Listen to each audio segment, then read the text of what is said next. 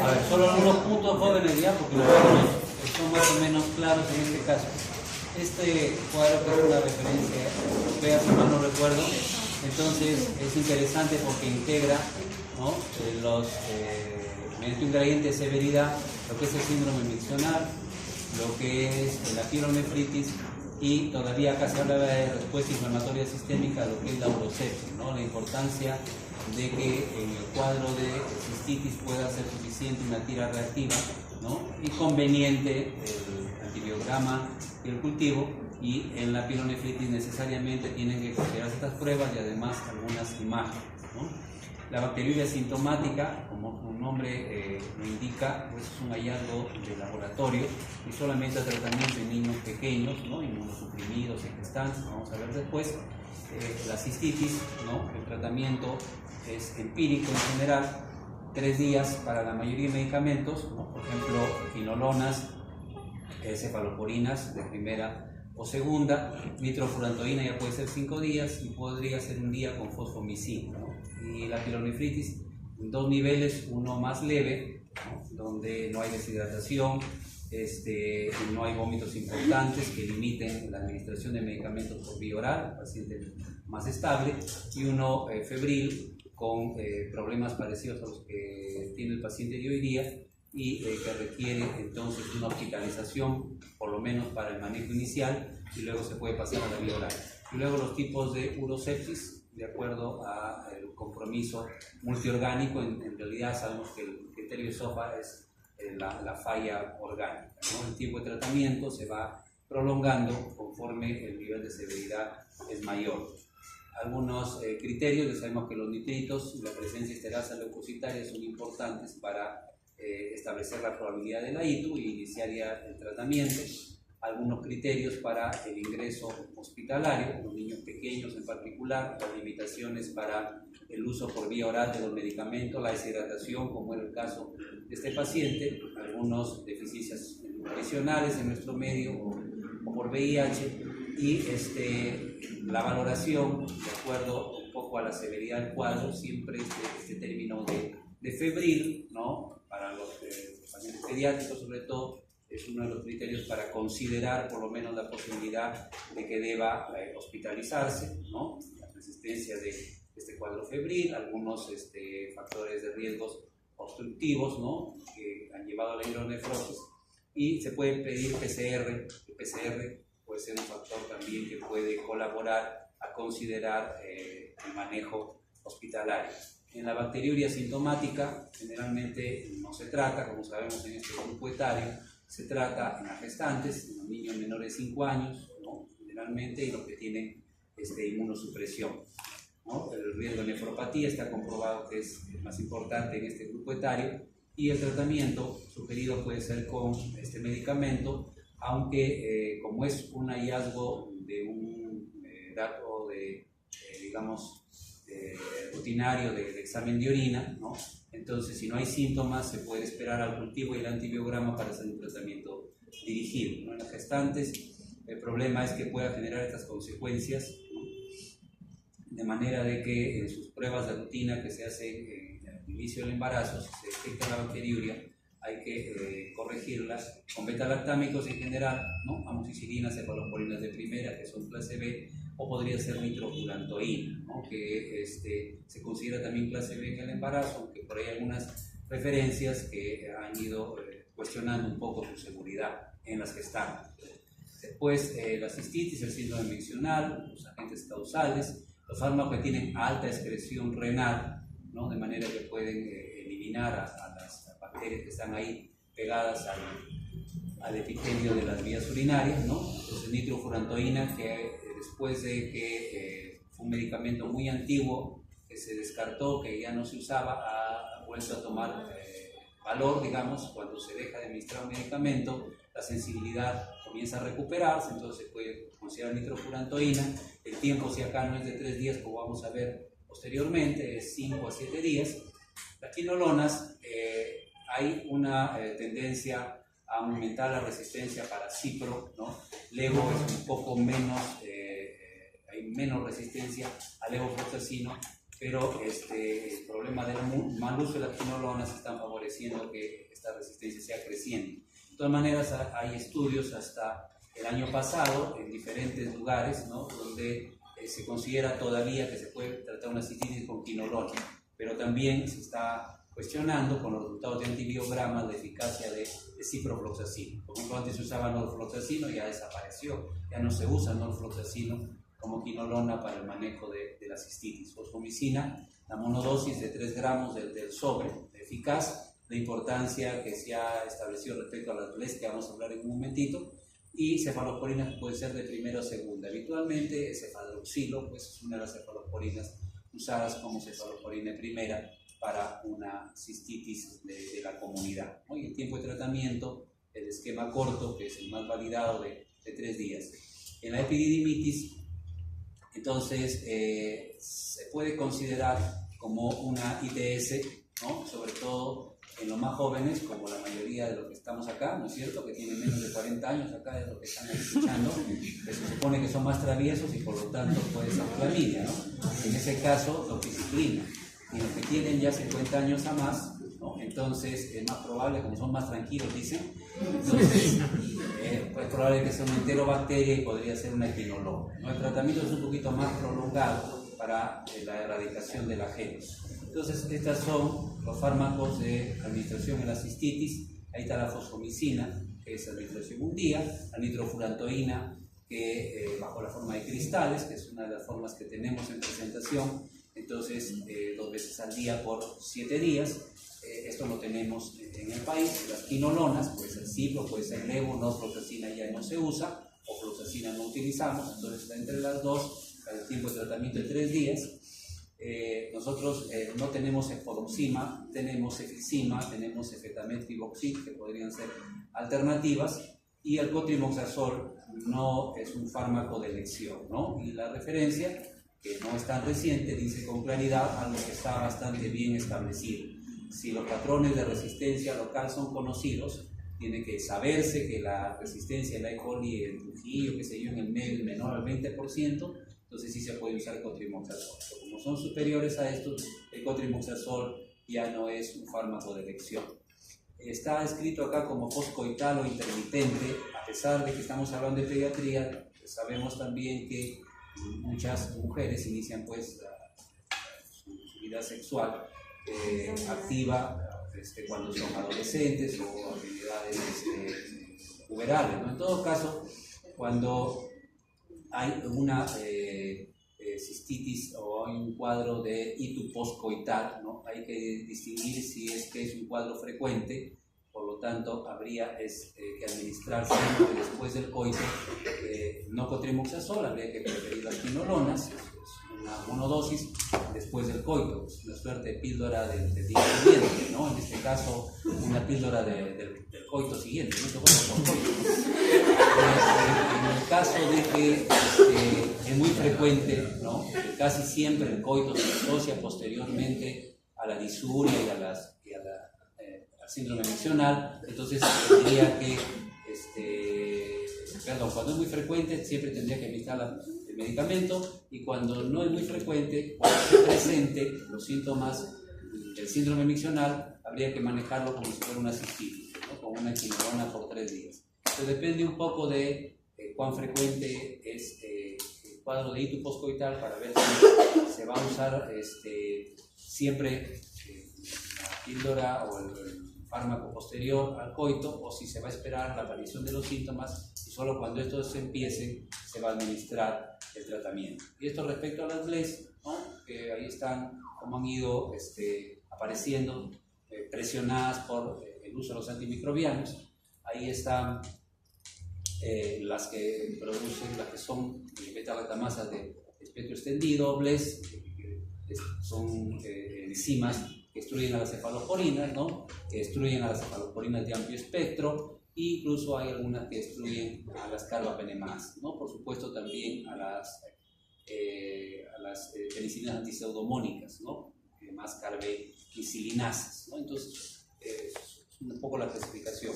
Y esto es lo que queríamos un poco revisar, ¿no? Acá está la E. coli, ¿no?, de la comunidad, y beta-lactamasas que produce, ¿no? Es productora de ictus, ¿no? Y algunas otras infecciones. Y acá está la Klebsiella, que es nosocomial, y que más relacionada está con la neumonía que vimos la semana pasada, también productora de BLES, pero también podría producir una ictus intrahospitalaria.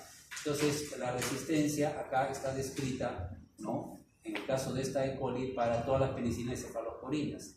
Y la susceptibilidad está para las cefamicinas, estamos hablando de cefoxitina, los carbapenems y, como alguien también comentó, la combinación de piperacilina con tazobactam, ¿no? Pueden haber otras combinaciones, ¿no? Podría ser amoxicilina tioclavulánico, pero la eficacia es algo menor que la que tiene piperacilina tazobactam, ¿no? La piperacilina tiene una eficacia superior, obviamente, a la amoxicilina, ¿no?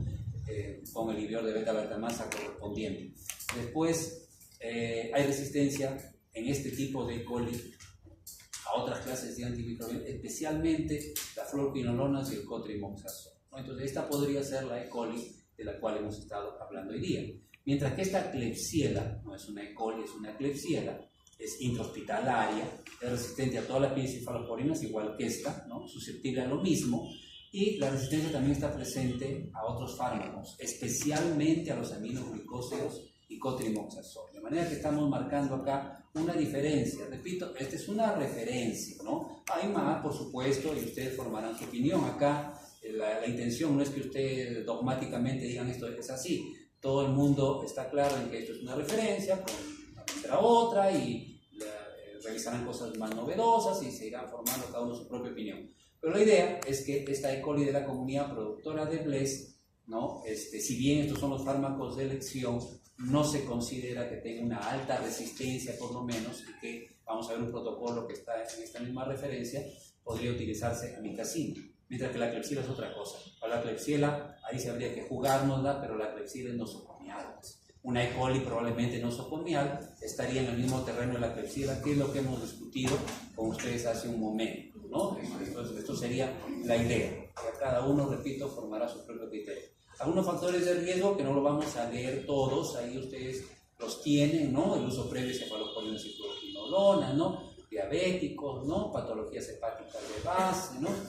Entonces, aquí el tiempo de permanencia en el hospital, la cateterización, ¿no? Entonces, interesante, ¿no? Por eso les decía, si ustedes ponen diuresis estricta, quiere decir que le van a poner una sonda vesical. Este niño no lo justifica, o esta niña, ¿no? Venía de la comunidad, una infección de la comunidad, le pones un catéter sin necesidad y va a ser ahora una ictus intrahospitalaria, ¿no? Asociada a la que ella trae, ¿no? Lo cual puede perfectamente suceder, y a veces sucede que estaba respondiendo y después ya no responde y comienzan a haber líos y se pone mal y que no sé cuánto, y quizás ha sido una cateterización innecesaria, ¿no? Y el uso previo de cefalosporina es un factor de riesgo para que la Klebsiella entre a tallar, ¿no? Entonces, aquí están algunos de los fármacos, pues, que se pueden considerar. Ciertamente estamos de acuerdo con ustedes, y si preguntamos en el examen vamos a respetar lo que estamos diciendo, también lo que está en esta referencia, más o menos, es que el fármaco de primera línea es el carbapenem. Eso no está en discusión. La terapia alternativa para una infección adquirida en la comunidad, ¿no?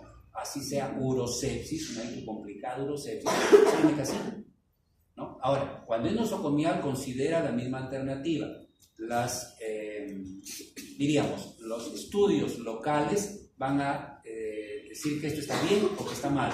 ¿En qué sentido? Y nunca nos olvidemos de eso, porque sigue siendo verdad, ¿no? La sensibilidad de los patrones de resistencia y sensibilidad son locales, ¿no? Entonces, los estudios hechos en ESALU, digamos en el Azarte, no son idénticos a los estudios de la UCI, digamos, del Belén o del regional, o los de Lima. Entonces, los patrones de sensibilidad son locales. Cuando hay una infección intrahospitalaria o nosocomial, no se puede extrapolar estrictamente lo que pasa, digamos, en el regional con lo que pasa en el Belén o en el Azarte o en la alta complejidad. No es así, ¿no? Entonces, los patrones son particulares, propios, igual también en las comunidades. Entonces, esto está descrito acá, podríamos discutirlo, acá podríamos discutirlo más, porque está diciendo de que el origen es nosocomial, y acá podríamos estar, creo yo, un poco más de acuerdo, ¿ya? Entonces, con más referencias ya ustedes formarán mejor su opinión. Y acá está lo que decía su compañero, fosfomicina, terapia de primera línea para una ictus no complicada. Estamos hablando de una cistitis, ¿no? Ictus baja, en la comunidad e inclusive nosocomial, pero igual nitrofurantoína, podría ser amoxicilina clavulanato como alternativos, pero esto tiene que ser E. coli. Fosfomicina y nitrofurantoína no tienen actividad contra otros uropatógenos que no sean E. coli. O sea, tiene que ser, es la más frecuente y todas esas cosas, tiene que ser E. coli para que pueda responder. Si es Proteus, ¿no? Si es un Enterobacter, no va a responder con fosfomicina. ¿Ya? Esto es pensando que sea una E. coli productora de BLES de la comunidad que produce una cistitis. Ahí sería la fosfomicina una buena alternativa. Inclusive la nitrofurantoína ha ido ganando terreno, ¿no? Porque ya no se ha usado y no le han hecho mucho con el medicamento viejo que lleva tanto tiempo, ¿no? Entonces, esas son más o menos las alternativas. Acá está la pielonefritis y esta referencia sugiere pues que se considere la vía oral, no para ver si el paciente, si no tiene náuseas y vómitos, podría, acompañado claro de la clínica, no va a ser solamente esto lo determinante, pero es una pauta referencial para ver si puede ser manejado ambulatoriamente y con terapia oral, las quinolonas, las aminopenicilinas más híbridas de beta-lactamasa, la cefalorpoina de tercera generación, orales, ¿no? No hay hemos dicho, hay algunas otras. Y el cotrimoxazol solo, pues está comprobada la sensibilidad, pero esto ya no tiene validez, ¿no?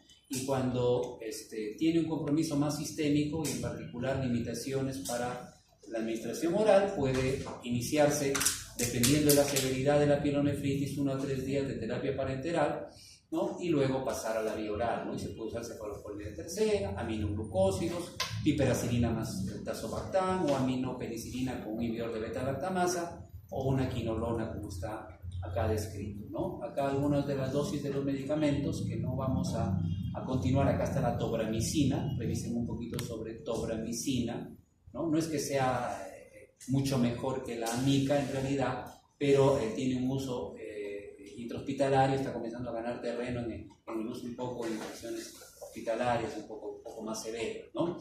Genta ya ha perdido vigencia, eso también es verdad, y algunas cefaloporinas orales, efixima si tenemos, ¿no? Ahí está la fosfomicina, ¿no? Tenemos una clavulanato, las dosis. Características de las fluorquinolonas, ya mencionamos a propósito, me parece, de neumonía, entonces no vamos a repetir, volvemos a resaltar la importancia de su farmacocinética, de su biodisponibilidad. Esas características también ya las vimos, ¿no? Entonces no se olviden del cociente tejido plasma, que lo hemos enfatizado bastante, y para el caso de las quinolonas, ¿no? 2 o 3 veces concentración en corteza renal respecto de concentración plasmática, ¿no? Entonces eso también es importante, la concentración cortical renal de las quinolonas es buena, ¿no? Y eso es otro punto a favor. De potaxima ya hablamos bastante, y de micacina, ¿no? Las características de su efecto postantibiótico, la eliminación por filtración glomerular prácticamente exclusiva, 95-96% eliminación por filtración glomerular, nada prácticamente absorción por vía oral, ¿no? Se puede usar intramuscular. Y no olvidar que la administración endovenosa, ya lo hemos dicho otras veces, ¿no? 30 minutos por lo menos de difusión endovenosa, diluida en 100 mililitros de cloruro de sodio. Se puede usar hasta 1 hora, ¿no? De infusión, por el riesgo de neurotoxicidad. Si tú lo pones en bolo, cuidado con la intramuscular que vaya a ser en un vaso, ¿no? Puede producir parálisis de la placa motora, de alteraciones respiratorias, ¿no? Entonces hay que tener cuidado con esa neurotoxicidad que presenta la micacina, ¿no? Para infusión endovenosa lenta o intramuscular con cuidado, ¿no? Revisen, se mantiene, estaba viendo hace unos días, esa observación respecto a combinar la micacina con un beta-lactámico, ¿no? En términos de nefrotoxicidad, sin mejorar la eficacia. Entonces hay que ver eso, pues, ¿no? Al final los protocolos a veces dicen una cosa, hay evidencias que sugieren otra, al final ustedes van a tener su juicio, ¿no? No hay cosas tampoco totalmente definitivas, ¿no? No hay muchas cosas totalmente definitivas. La dosis, si hubo por ahí un error en alguna transcripción de alguna dosis, queda claro que no debemos olvidar que esta es la dosis, ¿no? Normalmente la dosis máxima diaria es 1,5 gramos, ¿no? Esa es la dosis máxima, y esto lo hablamos para recién nacidos, pero acá estamos hablando de personas más grandes, igual es 15 miligramos por kilo por día, ¿no? Hay ampollas de 200 miligramos y ampollas de 500 miligramos, ¿no? De amicacina, ¿no? Entonces hay que diluir esa ampolla en esos 100 mililitros y administrarlo como corresponde. Y para los casos severos de ITU, todavía tenemos cipro o levo parenteral, ¿no? Podemos utilizarlo por vía parenteral. Cefepime, ya sabemos las ventajas de estabilidad, a beta-lactamasa superior a las de tercera generación. Esto es muy eficaz, es una alternativa para las BLES, interesante, una intervención muy interesante para las BLES. Se mantiene gentamicina, micacina, aunque lo han dicho claramente, lo dijo también un poco por ahí Denis, de alguna manera la micacina es más difícil de asilar o acetilar, ¿no? Normalmente la resistencia a los aminoglucósidos es por asilación o acetilación de sus grupos funcionales. Esas asilaciones son más difíciles en la micacina que en la gentamicina, de manera que es más difícil que haya resistencia a la micacina que a la genta, ¿no? Entonces, eso entre ellas dos, ¿no? Y los carbapenem que se pueden utilizar en la ITU, ¿no? En gestantes, los fármacos que son seguros generalmente son beta-lactámicos, se considera nitrofurantoína segura, excepto en la deficiencia de esta enzima. Ustedes recordarán, es rara, ¿no? Pero capaz no tanto, ¿no? Glucosa 6-fosfato deshidrogenasa, por ahí puede haber hemólisis, y hay algunos riesgos también, o algunos factores de riesgo para el recién nacido. Entonces un poquito se está discutiendo si realmente es clase B, ¿no? Pero en general los beta-lactámicos, la misma fosfomicina, se debe considerar como los fármacos para la cistitis. Ahora, el cotrimoxazol no es un fármaco seguro en el embarazo. Pues, prácticamente se podría usar en el segundo trimestre, ¿no? Suponiendo que hubiera sensibilidad. No en el primero, porque va a inhibir el metabolismo del ácido fólico y va a favorecer la espina bífida, y no en el tercero, porque va a desplazar a la bilirrubina de su unión a la albúmina. Entonces, si no se puede usar ni en el primero ni en el tercero, y encima es un fármaco que tiene alta resistencia, prácticamente no debemos considerarlo. Ya está aquí, pero estamos haciendo algunas menciones para ya casi descartarlo a este medicamento, ¿no? Y acá está el Aztreonam, ¿no? Que es un fármaco seguro en el embarazo, al igual que otros monobactámicos. Hay una discusión respecto a los aminoglucósidos en las embarazadas por el riesgo de sordera congénita, pero el riesgo es bastante bajo, ¿ya? La práctica clínica en nuestro medio, si ustedes averiguan, van a ver que como hay ginecólogos que lo usan sin ninguna precaución, lo cual no parece muy apropiado. Hay otros que no quieren para nada usar aminoglucósidos en el embarazo, entonces ustedes tendrán que formar su propio criterio, ¿no? En general, parece más un fármaco alternativo el aminoglucósido que de primera línea en una pielonefritis en gestantes. Y cuando hay algunos trastornos urológicos, pueden ser malformaciones congénitas, acodamientos de uréter, vejiga neurógena, entonces el tratamiento es un poco más agresivo, ¿no? Y están ahí los fármacos recomendados, inclusive pueden haber algunas combinaciones como aminoglucósido con fluoroquinolona. En cuanto a las glomerulopatías, yo siempre trato de recordarles que la membrana glomerular puede afectarse predominantemente a nivel del endotelio o a nivel del epitelio. Si es a nivel del endotelio, puede haber un problema de disrupción y pérdida de hematíes importante, y luego una cicatrización que reduce la filtración glomerular, activa el sistema renina-angiotensina-aldosterona y produce hipertensión. Y eso más o menos se llama síndrome nefrítico, con sus diferentes causas. Y cuando hay una lesión a nivel del epitelio, de los podocitos, entonces básicamente hay un proceso de proteinuria masiva importante, ¿no? Que llega a un rango que se llama nefrótico, cuando supera los 3,5 gramos por día, y no hay mucha hematuria, puede haber algún escape, pero es pequeño, si es que lo hay, y es un edema generalmente más intenso, sin muchas variaciones en la presión arterial, ¿no? Entonces el nefrítico para el endotelio, el nefrótico para el epitelio, pero no es estricto, no hay cosas absolutas, es por ahí una predominancia. Entonces, algunas características clínicas, el rango proteinuria, el nefrótico y el nefrítico, en ambos hay hematuria, pero acá puede ser campo cubierto o macroscópica, y acá puede ser pequeña en general. Hipertensión que puede haber acá, pero no es muy alta, aquí debido a la activación y a la cicatrización que sufre esto con una reducción de la filtración importante, la activación genera una hipervolemia por renina-angiotensina-aldosterona, entonces hipertensión marcada. Acá los edemas son un poco más intensos, no solo por la hipoalbuminemia, sino porque también se activa el SRA, ¿no? El sistema de renina, etc. Aquí el edema es importante, pero generalmente no tanto como aquí. Hiperlipidemia, porque el hígado comienza a formar apoproteínas para reemplazar a la albúmina. Hipercolesterolemia por ahí, aquí normalmente no hay, y la retención nitrogenada puede estar en ambos, ¿no? Puede haber cierto grado de falla renal. Algunos de los antecedentes, ¿no? Las características, hay el factor C3 del complemento que baja, las antiestreptolicinas, ¿no? El estreptococo correspondiente, y el aumento de creatinina y urea. La restricción hídrica en el manejo, también la restricción de sodio, la penicilina benzatínica para erradicar, sobre todo cuando es glomerulonefritis postestreptocócica o un síndrome nefrítico, para erradicar el estado de portador, evitar el contagio sobre todo. La furosemida, que es de elección, se puede usar dosis altas, ¿no? A veces se puede recurrir, hay evidencias o referencias de 5 miligramos por kilo por dosis de inicio, ¿no? Y luego ya se puede dar dosis más bajas, porque hay hipervolemia o hipovolemia normal, hay presión alta, entonces no hay problema con usar dosis altas de furosemida. El IECA puede ayudar a controlar la presión arterial, pero en pacientes pediátricos se prefiere el nifedipino por el riesgo de reducir la filtración glomerular que tiene el IECA, ¿no? Si hay algún grado de disfunción renal es mejor no usar el IECA y preferir el nifedipino. Si la función renal está normal, el IECA tiene un efecto protector contra el glomérulo, ¿no? O sea, que protege la membrana glomerular. Sin embargo, en general, la mayoría de evidencias en pediatría dice que se usa nifedipino antes que el IECA, ¿no? Y para los cuadros severos de presión arterial, por ahí la infusión de nitroprusiato, ¿no? Polopatía hipertensiva.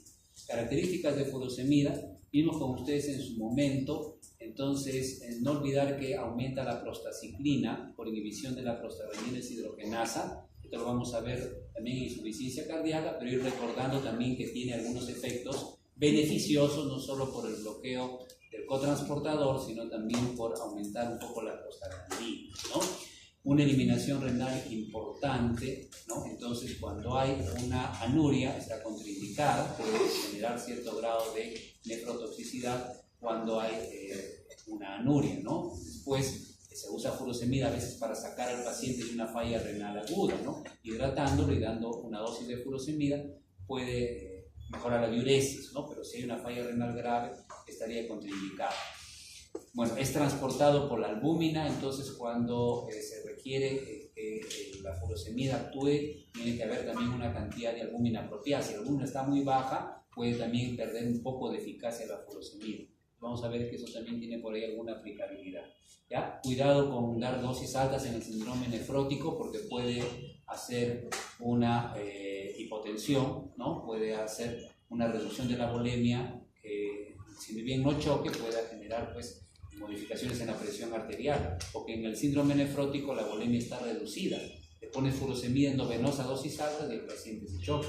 En el nefrítico sí se puede usar con más tranquilidad, ¿no? Bien, ahí están un poco las dosis, ¿no? Las dosis en niños, estamos más o menos de inicio, ¿no? Y luego 1 a 2 miligramos por kilo, ¿no? Las vías de administración, las dosis máximas, ¿no? Se puede usar infusión endovenosa continua. Algunos sugerían de que el efecto puede ser más consistente cuando se usa en infusión en lugar de bolos, ¿no? Pero esto no está totalmente comprobado. El nifedipino, esas características, el bloqueador de canal de calcio. La vía sublingual siempre se ha cuestionado, entonces quizás la primera dosis en un paciente pues pediátrico podría ser sublingual si no hay a la mano pues el nitroprusiato y estamos ante un riesgo de encefalopatía, pero en general debe utilizarse la vía oral, ¿no? La vía sublingual, sobre todo en ancianos, está contraindicada, ¿no? Entonces estamos hablando acá de un paciente pediátrico, en general debe preferirse la vía oral, ¿no? Una buena biodisponibilidad, hay medicamentos de liberación prolongada que pueden permitir el uso de una dosis cada 24 horas, no tiene eliminación renal, ¿no? O sea, no hay toxicidad renal importante por este lado, ¿no? No es que no tenga eliminación renal en absoluto, sino que no hay riesgo de problemas cuando hay falla renal, ¿no? Entonces esa es un poco la ventaja en nifedipino y por eso se prefiere por ese lado al IECA, ¿no? Al IECA. Algunos efectos adversos por vasodilatación, fármacos inductores enzimáticos, ¿no es cierto? Fármacos inhibidores enzimáticos pueden modificar sus concentraciones. Entonces, en particular tenerlo en cuenta porque sabemos el problema que tenemos de tuberculosis, ¿no? Y también, el macrolio es un inhibidor enzimático, puede aumentar el nifedipino y potenciar su efecto. Podría ser esta una posibilidad, porque si es un alérgico a la penicilina, capaz no le vamos a poder administrar esto, entonces cada vez que no sea penicilina, le damos alternativamente un macrólido. Si estamos dando nifedipino con macrólido, puede aumentar la concentración de nifedipino, por ahí generar un mayor riesgo de hipotensión o de algunos de estos efectos adversos. La taquicardia refleja sobre todo cuando baja la presión. No es una taquicardia directamente relacionada con nifedipino, sino que la hipotensión genera la respuesta. Bueno, son contraindicaciones, pero no tienen que ver con los niños. Es difícil que en este caso se presente ese problema. El manejo del edema con las medidas no farmacológicas, con la furosemida, ¿no? Y se pueden usar algunas combinaciones en el síndrome nefrítico. Se puede utilizar el diurético de asa más espironolactona, por ejemplo, para inhibir el hiperaldosteronismo. Siempre va a haber algún grado de hiperaldosteronismo, entonces el diurético de asa no bloquea esa respuesta, pero sí lo puede hacer la espironolactona, ¿no? Entonces podría ser un complemento. La diferencia entre IECA y ARA no hay que olvidarla, ¿no? El IECA nos va a aumentar la bradicimina, porque el IECA, recordarán por farmacología básica, que está bien lejos seguramente, pero todos se acuerdan de esto, ¿no? El IECA, ¿por qué aumenta la bradicimina, no? Porque el IECA inhibe la enzima convertidora, entonces no se destruye la bradicimina, no hay angiotensina 2 y aumenta la bradicimina, eso favorece el efecto hipotensor. El ARA2 no modifica la bradicimina, se sigue destruyendo la bradicimina. El efecto es solamente dependiente del bloqueo de la acción de la angiotensina 2, ¿no? Entonces, esa diferencia hay que tenerla presente porque dicen, es lo mismo dar un IECA que un ARA2. No exactamente, no exactamente, ¿ya? La respuesta en general es muy similar, clínicamente es muy similar, pero no es exactamente lo mismo dar uno que otro. La bradicimina aumenta en este caso, eso potencia el efecto vasodilatador. El enalapril, como sabemos, es un profármaco, tiene que activarse, ¿no? A nivel hepático al enalaprilat, que es el metabolito activo, entonces lo puede hacer que aún por vía endovenosa tenga un efecto un poco lento, ¿no? No empiece a actuar de inmediato. Entonces eso también puede ser importante, ¿no? A veces dicen, le vas a poner endovenoso, va a ser un efecto muy rápido y muy intenso. Con el enalapril no sucede necesariamente eso. O sea, el efecto ni es tan rápido ni tampoco es tan intenso, ¿no? Como uno esperaría que al poner el endovenoso pues le baja la presión bruscamente y ese efecto va a durar demasiado, se va a ser muy consistente, ¿ya? Hay que tener en cuenta eso, ¿ya? Bueno, cuando se administra, porque es un profármaco que requiere ser activado, ¿ya? Entonces esa es la explicación. A veces el captopril sublingual actúa un poco más rápido que el enalapril endovenoso. Sucede porque el sublingual se absorbe directamente a la circulación sistémica, ¿no? Y actúa casi tan bien como el enalapril por vía endovenosa, ¿no? Entonces sucede porque este es un profármaco. Bueno, ahí están algunos de los efectos adversos. Ya contraindica su administración. Ya hemos hablado hoy día un poco de ese efecto adverso, ¿no? El más conocido es por supuesto, ¿no? Y los AINES, entre ellos obviamente el metamizol, antagonizan un poco la acción, ¿no? Antagonizan su acción. Y los diuréticos la potencian. Acá está un poco la dosis en niños, ya eso ustedes lo revisan. A la falla renal severa contraindica. Cuando hablamos de falla renal que limite el uso de enalapril, el Bullman dice 3,5 miligramos por decilitro de creatinina, pero eso es una cuestión muy grosera, ¿no? Un aclaramiento de menos de 40, una filtración glomerular de menos de 40 limita el uso de enalapril. Entonces ya eso es más preciso, porque 3,5 pues en qué tipo de paciente, un anciano, un niño, es muy genérica esa cifra de Bullman, entonces, pero está ahí descrita, ¿no? Por 2,5, si mal no recuerdo. Bueno, en todo caso, no la creatinina global, sino la filtración menor de 40 para ya limitar el uso de enalapril. En el linfrótico estas son las características, ¿no? El edema más marcado, los trastornos que dependen de edema de estos sitios, ¿no? La hipertensión que acompaña a la glomerulonefritis membranoproliferativa, ¿no? Algunos tipos de glomerulopatías específicas y característicamente pues la albúmina, se ha quedado olor acá, es menos de 2,5 gramos por decilitro, ¿no? Menos, está mal esto, menos de 2,5 gramos por decilitro, ¿no? Entonces, algunos factores entonces que deben tenerse en cuenta. El clásico es la proteinuria, ¿no? Entonces ahí está un cociente que también se utiliza, que es el cociente proteína creatinina, ¿no? Albúmina creatinina, mayor de 3 o 3,5, ¿no? Es una forma. La hipoalbuminemia, la albúmina sérica, como hemos dicho, aquí está correcto, ¿no? Acá está 2,5, dice, gramos por decilitro, ¿no? El edema marcado, ¿no? Incluso la cara, qué sé yo, y la hiperlipidemia. Y el manejo es un reposo relativo. No hay que olvidar que en este paciente puede haber un aumento de la coagulabilidad de la sangre, de modo de que no hay que pedir al paciente que haga un reposo absoluto, ¿no? Debe deambular un poco, si no aumenta el riesgo de que haga trombosis, ¿no? De que haga embolia por ahí. La dieta, ¿no? Las características de la dieta hipercalórica para mantener el balance nitrogenado, ¿no? Y de normoproteica, salvo que tenga una falla renal con un aclaramiento menor de 30, ¿no? En donde tiene que ser ligeramente hipoproteica, pero siempre hipercalórica. Combinar furosemida con espironolactona. La furosemida generalmente va a ir a dosis bajas por vía endovenosa o intramuscular o por vía oral de preferencia y sinergizada por la espironolactona. Se puede usar hidroclorotiazida más espironolactona, ¿no? Si existe pues, el riesgo de que se pueda generar colapso por el uso de furosemida, y el manitol como diurético osmótico también puede ayudar, ¿no? La albúmina, cuando se va a usar, se utiliza prerrenal. Si la albúmina está menor de 1,5, una anasarca, ¿no? Con edema pulmonar por ahí. Y la idea sería que para mejorar la acción de la furosemida se administre junto con la albúmina también, ¿no? La furosemida necesita, para actuar, ser transportada por la albúmina y luego liberarse ahí en el asa gruesa para poder producir su efecto, ¿no? Entonces la albúmina va a restituir la volemia y la furosemida va a forzar la pérdida de líquido por el riñón, ¿no? Se puede usar IECA, la prednisona en el síndrome nefrótico idiopático. Si hay corticoresistencia, siempre se ha promovido este medicamento, pero la ciclosporina está reemplazándolo dentro de los fármacos que se consideran de primera línea. Entonces ahí está, cuando hay síndrome nefrótico que requiere uso de prednisona, hay dosis acá en miligramos por kilo, pero también hay por metro cuadrado de superficie, que ahorita vamos a ver. Ciclofosfamida es una alternativa, y ciclosporina está ganando lugar respecto al micofenolato, que tiene muchos efectos adversos. Es un inmunosupresor potente, pero tiene muchos efectos adversos, y la eficacia de ciclosporina es igual por lo menos a estos dos, con algo más de seguridad, ¿no?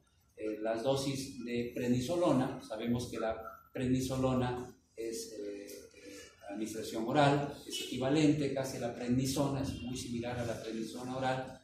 Hay presentaciones de suspensión pediátrica, entonces el tiempo de administración está descrito ahí en miligramos por metro cuadrado de superficie, que van disminuyendo conforme van pasando las semanas, ¿no? Entonces, si hay un límite de dosis diaria de prednisolona.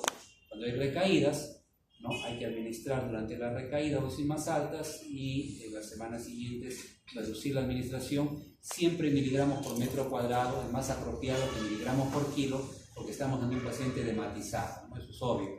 Y cuando hay recaídas frecuentes, entonces va a requerir a la larga un manejo individualizado, ¿no? Hay dosis que ya no son tan altas, pero al principio, pero que eso sí son más sostenidas a lo largo de las semanas. Un ejemplo de glomerulopatía: hay muchas glomerulopatías, pero nos interesa el manejo sindrómico, que al final es lo que prácticamente se hace, ya con biopsia, y es otra cosa, pero eso lo hace el nefrólogo. Entonces, cuando hay proteinuria subnefrótica en este tipo de glomerulopatía, es conveniente, sugiere el flucograma, inhibir el sistema renina-angiotensina aldosterona, ¿no? Entonces, eso es un YECA o un ARA, y una restricción de sodio. Ahora, si el paciente no responde a esto, o si tiene un rango de proteinuria nefrótico o un síndrome nefrótico franco, entonces ingresan los corticosteroides, ¿no? Que se pueden usar en días alternados, ¿no? Dejan un día, y se considera de todas maneras la inhibición del sistema renina-angiotensina. ¿Por qué se considera la inhibición del sistema renina-angiotensina, ¿no? ¿Por qué se sugiere esto a pesar de que estamos ante un cuadro nefrótico? Porque la proteinuria va a producir cicatrización tubular. Entonces es malo que haya mucha proteína en el túbulo. Hay que tratar de reducir esa proteinuria y la presión de filtrado glomerular disminuye pues con el IECA o con el ARA. Pues, al reducir la proteinuria, de alguna manera estamos protegiendo contra el daño renal, ¿no? El glucocorticoide va a modificar la respuesta inmunológica a nivel de la membrana y va a haber una protección contra la proteinuria, inhibiendo la producción de angiotensina 2. El niños un poco menos tiempo que en adultos, ¿no? Y más o menos los esquemas estaban ahí de tratamiento, ¿no?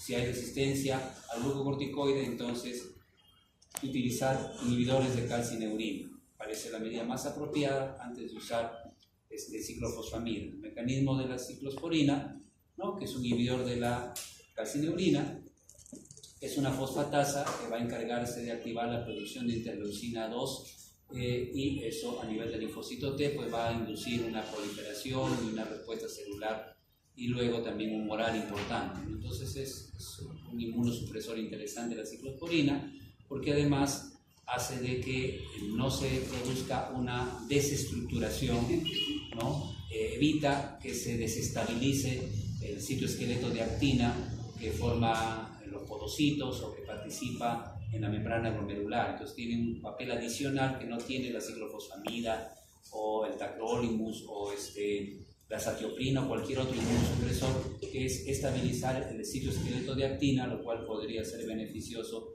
para la membrana glomerular. Algunas de sus características, ¿no? Como su biodisponibilidad aumentada por las grasas, superior a la prednisona, estamos hablando de síndrome nefrótico idiopático, ¿no? Algunos efectos adversos que no dejan de ser importantes, ¿no? Tienen efectos adversos hipertensión, hiperpotasemia, convulsiones, interacciones que también pueden ser relevantes, otra vez con fármacos que son inhibidores enzimáticos como estos, o inductores, van a aumentar o disminuir sus concentraciones. Tengan en cuenta, repasen las diapositivas, el examen desde mucho se basa esencialmente en las diapositivas, que podemos preguntar por ahí algo respecto, por ejemplo, al fluconazol. Entonces, mientras ciclosporina con fluconazol va a aumentar el efecto adverso de la ciclosporina, ¿no? Es un inhibidor enzimático, el macrolio que se usa con frecuencia, ¿no? Y la rifampicina nunca nos debemos olvidar, ¿no? Y ahí están las dosis en miligramos por kilo, o lo que es mejor, en miligramos por metro cuadrado de superficie, ¿no? Cuando tenemos la edematización. Y para terminar, en la glomerulonefritis tenemos que considerar que el IECA es protector, ¿no? Retrasa la progresión de la proteinuria, entonces tiene un efecto protector. Cuanto más hipertensión tenga el paciente, más conveniente va a ser incorporar el IECA, ¿no? Entonces va a reducir la proteinuria y va a proteger de alguna manera contra la cicatrización renal. Debe reducirse a estos niveles en glomerulonefritis, ¿no? Ahora, si hay insuficiencia renal, menos de 30 es lo correcto, bueno, esta referencia dice menos de 25, pero los límites sabemos que están en 30, ¿no? Entonces, si tiene glomerulonefritis y tiene falla renal importante, si hay que reducir la ingesta de proteína, ¿no? De 1 gramo para arriba, que es normal, en los niños, a 0,8 gramos por kilo por día. Al reducir las proteínas, tienen que ser obviamente alto valor biológico o albúmina, ¿no? De preferencia, la proteína del huevo, de la clara del huevo, y hay que ir a una dieta hipercalórica para evitar que se genere un balance nitrogenado negativo, ¿no? Entonces se reduce un poco la proteína, pero hay que mantener la dieta hipercalórica. Y cuanto más alta esté la presión arterial, más importante es que la proteinuria se reduzca. Si la presión arterial está en niveles un poquito más altos, es conveniente que la proteinuria sea lo más reducida posible. Si la presión arterial está casi normal, está en valores normales, no importa que la proteinuria sea un poquito más alta. Entonces, es claro de que proteinuria e hipertensión arterial es una asociación bastante nociva, ¿no? Entonces, es importante que la presión se normalice y tratar de evitar la eliminación de albúmina por la orina, ¿no? Y el resto más o menos se ha dicho, hay medicamentos acá, pero la idea está en ir por el lado de la ciclosporina. Listo. Vamos a escuchar la exposición.